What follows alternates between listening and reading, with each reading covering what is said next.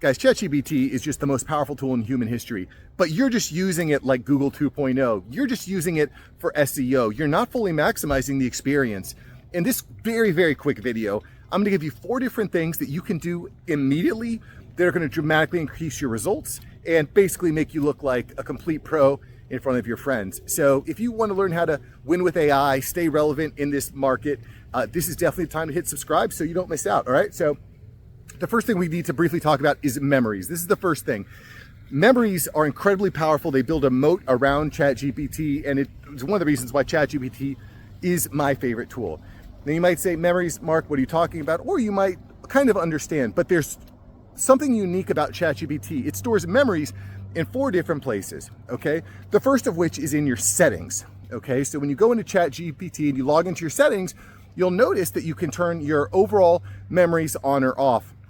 You'll also note that every time you use ChatGPT, it's building up the memory base. It's learning more about you. And depending on the way that you're using it, it sometimes can get confused. So when you go through your memory settings, this is really important, guys. Go through your memory settings and turn stuff on, turn stuff off. You can delete certain memories it maybe has accumulated. Like, for example, sometimes I'll ask it questions from my wife, about her point of view, and then it keeps that memory and it thinks that it's talking about me. And the problem is that when it's giving you answers in the future, it's gonna give you answers that aren't contextualized and optimized to you and your needs. So make sure that you go into your settings and you optimize those memories. The second place where it is going to track memories is by creating custom GPTs. You can create custom GPTs for all sorts of different processes, whether you want it to act as your email copywriter, or you want it to act as your business partner, if you want it to act as Steve Jobs and criticize every idea that you have. There's different ways you can program GPTs. You can also go into the GPT store and find other GPTs that other people have made. And again, these GPTs have memories built in, super customized and super well.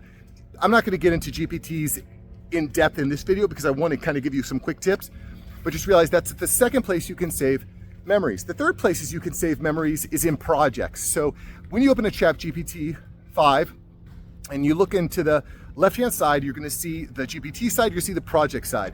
And in projects, you might have, like for example, I work with certain clients for marketing consulting. And what I wanna do is every time I'm using ChatGPT to build out strategies, to write out lists, to review charts, I always use the same project around that customer, around that client. Why?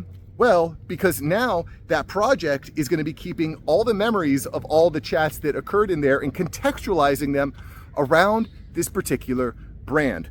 Also worth noting, you can now drag your GPTs into your project, so you could start to optimize your results for yourself and your clients, your customers, your team members, whatever your need. Just remember, those are 3 really important places to where memories are kept. And the 4th place where memories are kept is in each individual chat.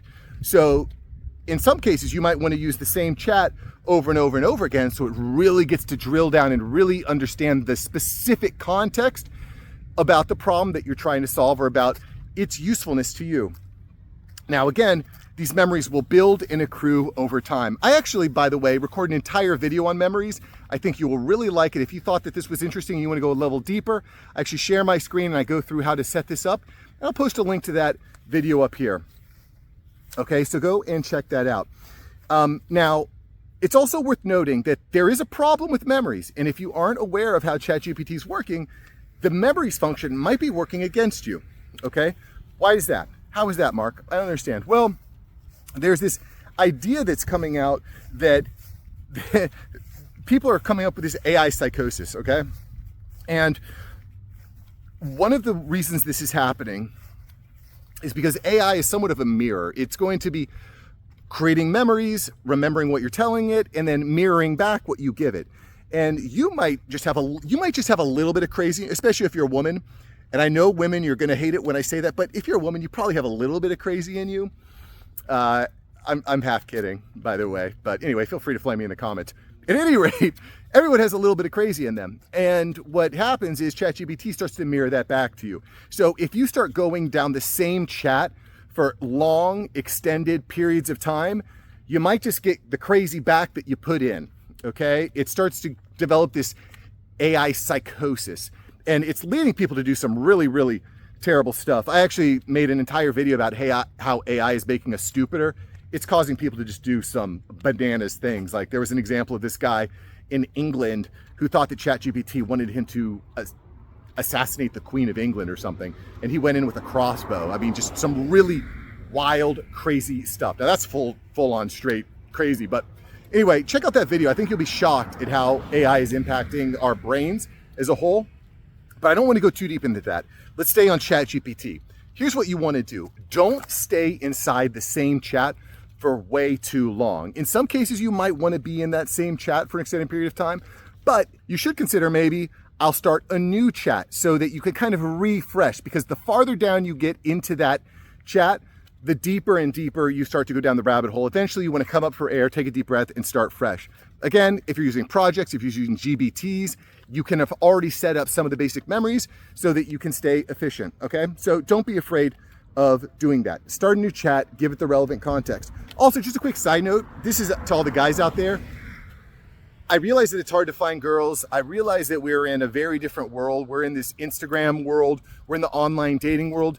Whatever you do, do not date an AI avatar, okay? And I know that sounds obvious to all my millennials and Gen Xers, Gen Zers, I don't care how old you are, who you are, do not fall in love with an AI avatar. And I know that sounds like obvious. I recorded an entire video about this. This is becoming an insanely big problem. People are falling in love with their AI avatars, and it is just out of control. Check out that video for some just insane stories about what's happening. So anyway, where are we at? Well, we've talked about memories, how to set up your memories in ChatGPT, A.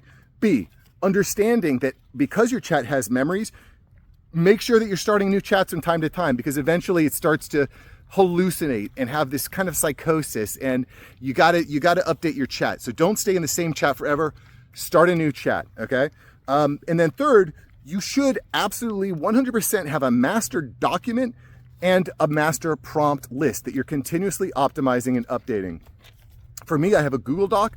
I have not made this public. I'm not selling it. I'm not giving it away. This is mine. I'm not giving it away. Maybe at some point I will. Let me know in the comments if you'd be interested in that. I'd be happy to explore that. But at any rate, you should have a master document for all the, like in my case, I have a master document, a master brand guide for all the companies that I work with. And I have a prompt list for common problems and issues that I run into. What do I do? Why is that useful? Why is that important? Well, it's speed, guys. It's speed. It's accuracy. It's building up your resource list that you can use to optimize your results in this incredibly powerful tool called ChatGPT. Now, how do you use it? Well, you're starting a new chat and you want to ask it about a particular problem that you're having with a company that you want to solve. You just upload the brand guide and you say, based on the brand guide, you see what are the biggest threats and opportunities that you're seeing in the marketplace. Assess this, this growth chart. Assess my marketing funnel and all the conversions. What am I missing here? These are things that you can actually go in and ask ChatGPT, and the faster you're able to program that new chat, because again, we talked about how you don't want to be in the same chat forever. You want to start new chats. Maybe you want to start new projects, maybe using different GPTs. The faster you're able to train these new chats, the better. And by the way, there may be a point where, let's say Grok 5 comes out and it is just excellent, and you want to be using Grok. Well, guess what? You already have all your brand guides. You already have your master documents. You already have a prompt list. So you can easily move from AI model A to AI model B. You can go to Grok, to Claude, to Perplexity, to whatever the next new hotness is. You're going to be able to move quickly. Okay?